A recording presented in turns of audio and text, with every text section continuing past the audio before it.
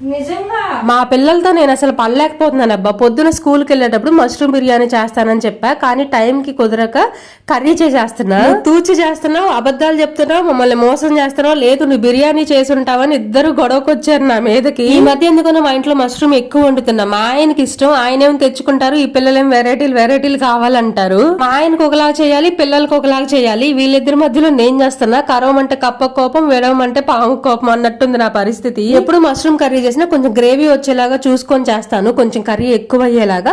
కానీ ఈసారి మాత్రం ఎగురులాగా చేసేస్తాను, మధ్యాహ్నం వరకు వస్తే చాలే అని చెప్పేసి. టేస్ట్ అయితే చాలా బాగా కుదిరింది. వీడియో నచ్చితే లైక్ చేయండి. స్కూల్ నుంచి మా పిల్లలు వచ్చేసారు.